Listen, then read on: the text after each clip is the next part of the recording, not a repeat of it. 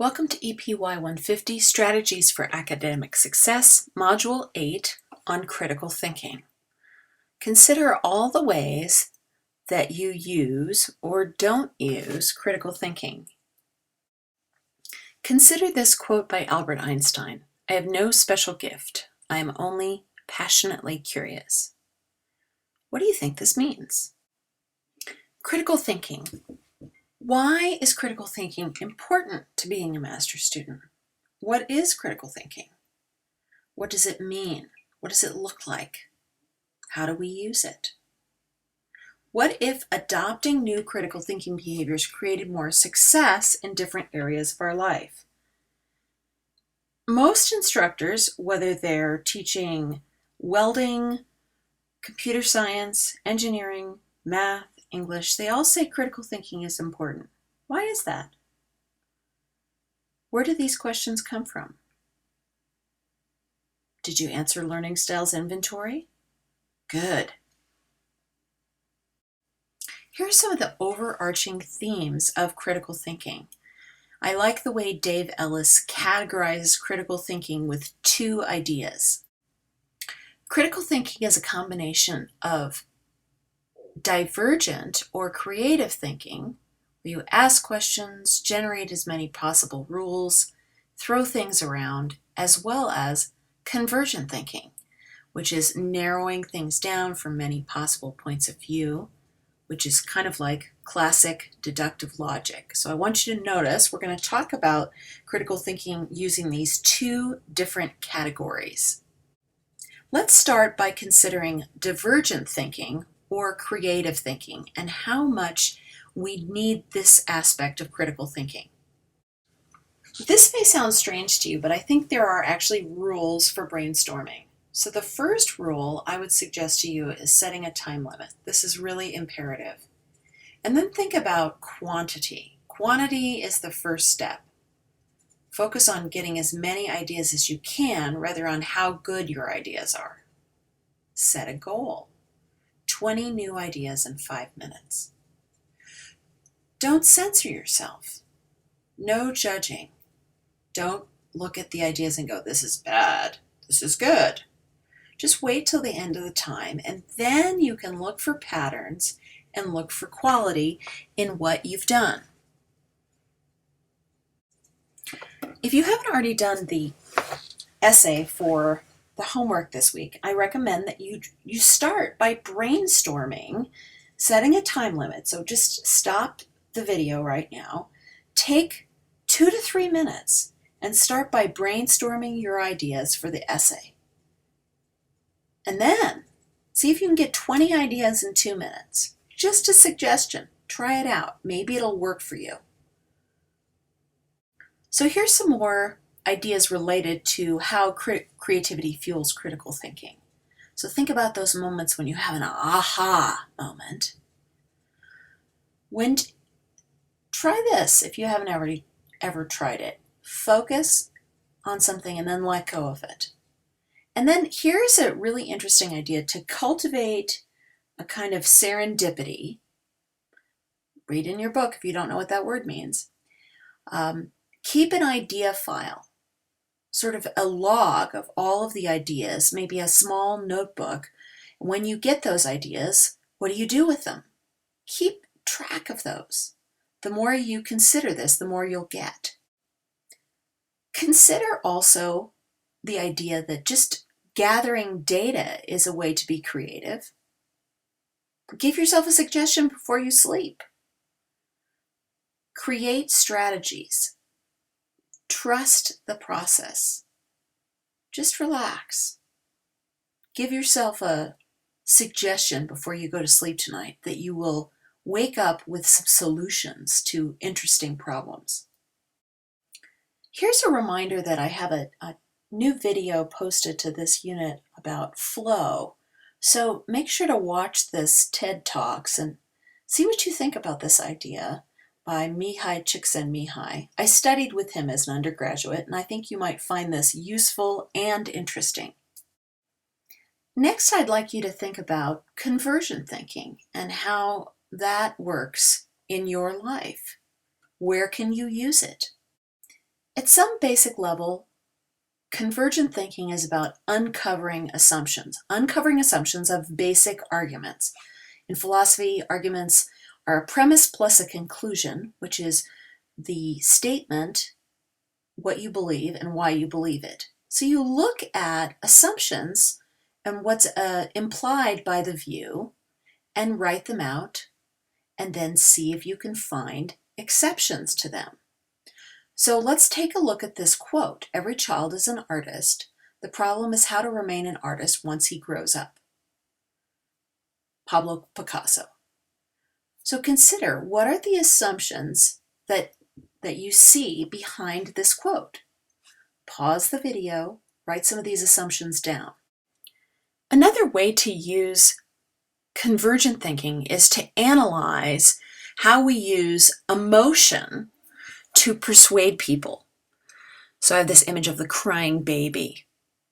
Have you jumped to conclusions that this baby is sad or mad? Think about how many times we use the problem of attacking the person, where we discredit someone just because we don't like them for some other particular reason. Like someone saying, oh, don't go to that plumber. He cheated on his wife. Well, maybe he did, maybe he didn't, but maybe that doesn't have anything to do with whether or not he's a good plumber. Appeal to an authority. Parents do this all the time. I'm the mom, I'm the dad, so that's why you should do this. Even teachers use this. Well, you should listen to me because I'm the teacher. What about people who point to a false cause? This can be very confusing. Or think in all or nothing terms, which is another way of looking at think in all or nothing terms is black or white, either or fallacy. And then there are all sorts of ways that people use base arguments on emotion. They say appeal to pity, appeal to terror or anger or fear. There's also the faulty analogy, which is where you compare two things that don't make sense. There's a straw man, which is a fake argument that someone sets up. So right now there's a lot of debate. Well, actually, there's been debate since 2008 about Obamacare and the Affordable Care Act and what all that means. And oftentimes people misrepresent the argument. Political candidates do this. You saw John McCain and President Obama do this in the election cycle in 2008. Number 9 is kind of tricky, begging the question. People often use this phrase incorrectly. It really is a matter of circular reasoning, where the premise and conclusion are the same. So one standard example of a circular question or begging the question is, I believe in God, therefore God exists. Confusing fact and opinion. That seems pretty straightforward. Red herring. This is one of my favorites. It's where you bring up something that's unrelated to distract someone from the real issue. And then, of course, there's appeal to tradition. Have you ever heard someone say, well, we've always done it this way? So let's look at these fallacies. Vote for Ginny, she's never won anything. I hope you see that's an appeal to emotion, appeal to pity. Don't read Nietzsche, he died of syphilis and was a Nazi. This is a classic attack the person. By the way, Nietzsche did die of syphilis, but he was not a Nazi. He died before the Nazi Party was created. Number 3, either you agree with me or you're evil. Classic either or, black and white. Number 4, you say TV is mostly violent, but I disagree. My kids watch Dora the Explorer, and that's not violent. This one's a little tricky, but I use this as a classic example of a red herring. Just because there are non-violent shows doesn't mean that TV is not mostly violent. So that's Dora the Explorer is a distractor, a red herring.